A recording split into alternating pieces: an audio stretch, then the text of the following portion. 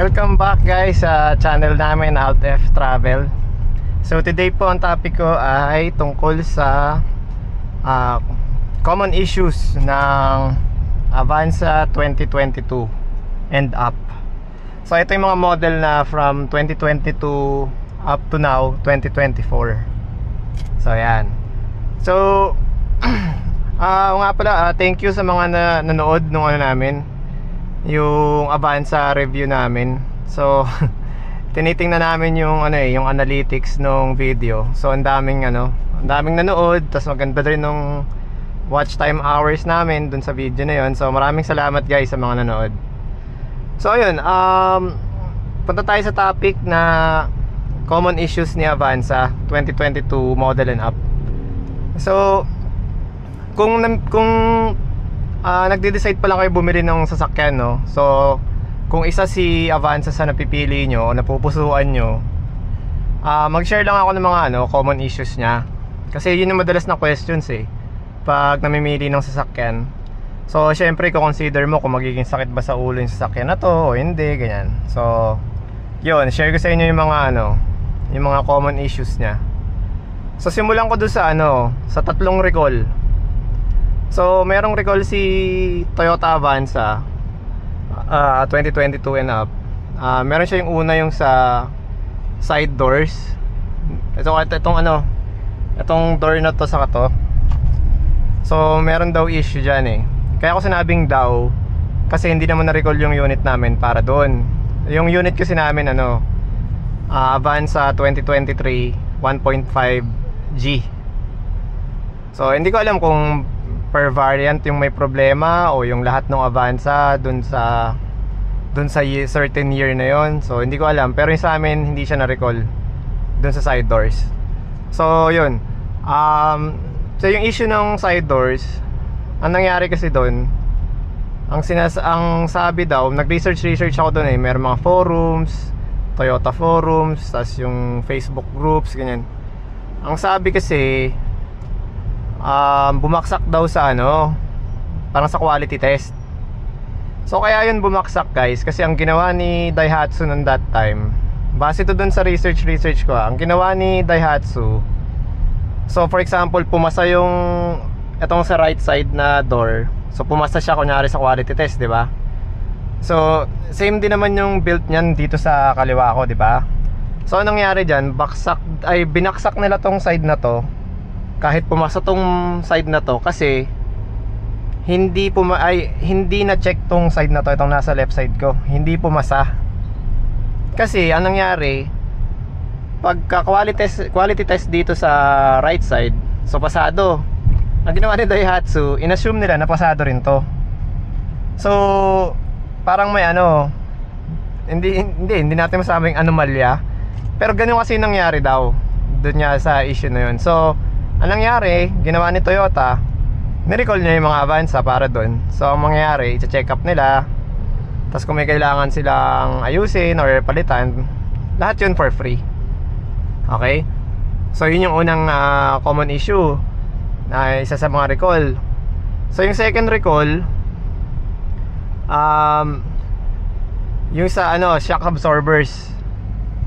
So yung sa shock absorbers, so kung saan nakakonekta si shock absorbers ni Avanza, meron daw something doon na dapat nilang i-check, dapat nilang or posibleng mapalitan na parts, pero nandun yung issue guys, so sa shock absorbers. Hindi yung mismong shock absorbers kasama yung shock absorbers yung buo, pero yung mga pinagkakabitan niya, kusang parts nakadikit si shock absorbers, kasama dun sa recall na yun. So yung sa amin na recall dun sa issue na yun. Tapos ilalagay ko dyan sa screen yung yung quotation ni Toyota. Kaso itong quotation ni Toyota sa amin, parang lang yan, quotation na just in case palitan nila. Yan yung mga prices. Okay? So yata hindi ko kasi dala yung papel, pero parang nasa 127,000 all in all. Yun ang magiging cost. So dyan, tingnan nyo na lang sa screen, or post nyo na lang para makita nyo yung yung quotation sa akin ni Toyota. So yun. So nung dinala ko sa casa yung ano namin, tong unit namin, so usual PMS ako, tapos yun nga, pina-check ko yung sa recall, sinabay ko na. Ang findings nila, wala naman daw problema sa unit ko. So chinek nila yung shock absorber, sarap likod. So wala namang papalitan daw. Ang nangyari lang, tightening. O kumbaga hinigpitan nila yung ano. Ewan ko anong parts yung mga hinigpitan nila. Pero ewan ko pero nung ginawa nila yon, ang feel ko kasi, dati kasi may vibrate tong si Avanza yung unit namin. May vibrate yan pag between 20 to 40 kilometers per hour. Tapos yung RPM nya mga nasa in between ng 1,000 to 2,000. So mga 1,500 RPM. So pag umarangkada ka nun, parang medyo shaky. Medyo shaky siya. So napansin ko na wala yun. So pabor sa amin yung nangyari, di ba? So yun ang nangyari sa amin sa ano, sa recall na yun. Tapos meron pang isang recall si Avanza ay sa brakes. Yun. Yung sa brakes naman siya, sa brakes naman niya, meron yatang part na kinakalawang dahil wala daw cover. Hindi ko alam kung may walang cover, nakalimutan ilagay, or maluwag yung cover tapos bukas kaya kinakalawang yung nasa loob ng brakes. So hindi ko technically alam exactly kung alin part dun sa loob ng brakes, kasi hindi naman na-recall yung unit namin para dun. Ganun pa man, nung align ko tong sakyan namin, pina-align ko yung pina-align ko yung gulong sa harap, tapos nagpa-rotate din ako ng gulong. Hindi ko na pinagawa yun sa casa, sa labas ko na yung pinagawa. So dun pa lang, pina-check ko na rin yung brakes, kasi malay ko naman kung, di ba, kung kailangan ako pasama dun sa recall. So sabi naman nung shop na pinuntahan ko, wala naman daw problema, saka wala naman daw kinalawang dun sa brakes ko. So nung sinabi sa akin yun ng ano, nung shop, so parang okay si Toyota, no? Parang ang galing kasi dun pa lang alam nilang hindi kasama yung unit ko. And then parang inano ko sila parang tinesting ko so di ba, pina-check ko dun sa labas, wala naman palang problema, no? So okay yung ginagawa ni Toyota ng mga recalls na yun. So kumbaga kung hindi ka napasama, parang medyo sure si Toyota na ano, na hindi naman talaga dapat galawin yung unit mo, dahil hindi naman affected para dun sa recall na yun. Okay? Tapos common issues. So tapos na yung mga recalls. Punta tayo sa common issue. So itong unit ko, nagkaroon to ng unahin ko na yung sa ano, sa tawag dito, yung sa belt tensioner pulley. So hindi ko sure kung yung bearing niya yung nag-iingay, pero nabanggit ko yun doon sa owner's review doon sa video namin na Avanza owner's review. So nabanggit ko nga doon, so umiingay yung belt tensioner ko doon. So binuksan ko yung hood, tinignan ko, tapos naririnig ko kung nasan yung ingay. Kaso kasi ang problema, pag umiinit, nawawala yung ingay. Pero tunog bearing kasi siya na hindi ko alam kung loose o walang grasa. So ganun siya So pinacheck ko naman din sa casa yun. Tapos sabi nga nila, obserbahan ko daw muna, kasi hindi ko nga ma-produce yung ingay or yung noise. Kasi nga pag mainit nga yung makina, wala siya. Pero consistent siya dati na every time i-start ko yung unit, tapos malamig pa, andun yung ingay na yun. Nakakairita yung ingay na yun, guys. Parang hindi ka comfortable makabiyahe. So inobserbahan ko muna yun, no? Siguro mga ano rin, mga 1 month siyang ganun yata. So anong nangyari, nitong nag-ano kami, bisita iglesia, nitong mahal na araw, pumunta kami ng Laguna, tapos merong mga uphill. So parang yung napipwersa ba yung engine mo kasi uphill eh. So parang Baguio, ganyan. Parang pumunta sa Baguio. So may mga ganong uphill.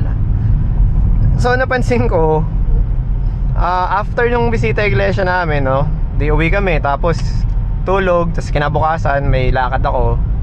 So that time kasi, every time na i-start ko si Avanza, inaobserbahan ko pa nga rin siya, diba?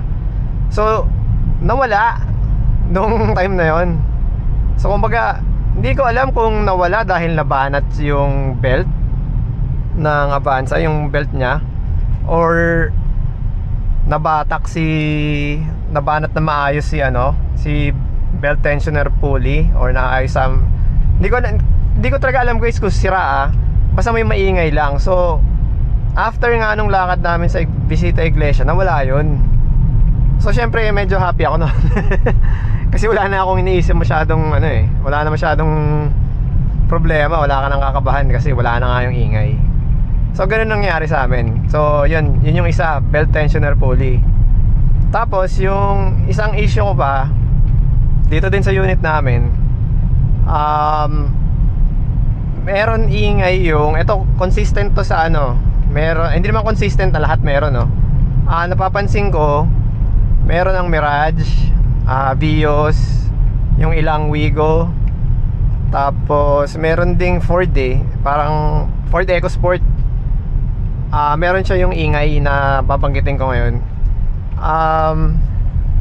So yung ingay niya kasi parang para siyang yung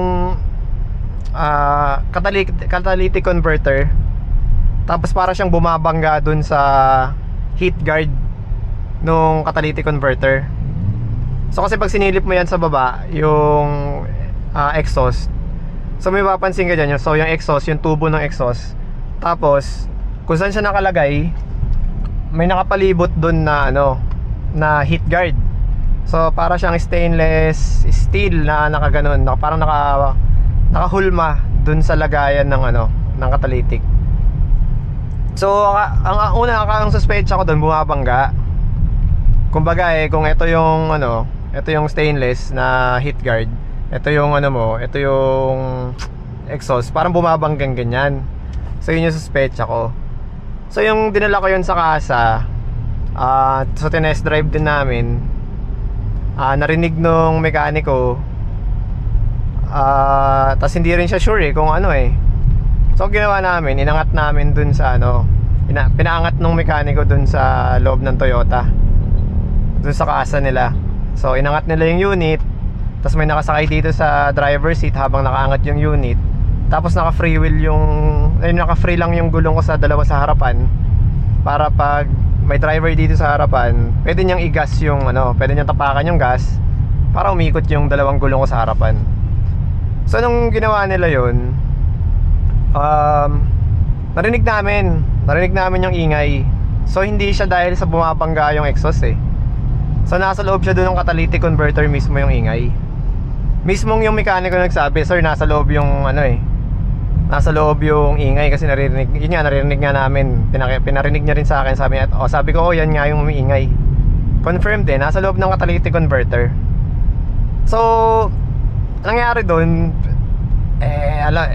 hindi naman nila binuksan yung catalytic. Syempre, ang pinagawa sa akin, obserbahan lang daw muna. So eto, hanggang ngayon meron pa rin yung ganung tunog, pero mukhang normal. Kasi napapansin ko yung tunog na yon, meron si Mirage, meron si Vios, meron si yung ibang Avanza, meron kahit sa Facebook groups kung saan ako nakasali, meron din yung iba sa kanilang ganung tunog. Si Wigo, meron ding ganung tunog. Hindi lahat guys, hindi lahat ng unit na binanggit ko meron. Parang random lang. Kumbaga pag napachamba ka dun sa, hindi ko masabing issue pero pag napachamba ka dun sa ganung ingay, yun, medyo nakakairita yung tunog. Pero in the long run kasi, habang ginagamit ko na nga yung unit, parang normal parang ang problema niya, may umaalog dun sa loob ng catalytic converter na hindi naman sira. So parang bumabangga lang siya pag umainit na yung catalytic converter. So yun, nagagamit-gamit. Kaya sabi ko na pa-bisita iglesia kami, okay naman siya, nag long ride kami, hindi naman lumabas yung check engine, wala namang power loss. Kung ano yung unit niya, kung ano siya nung brand new, si unit namin, ganun pa rin siya pag ginagamit namin ngayon. Pero syempre, di ba?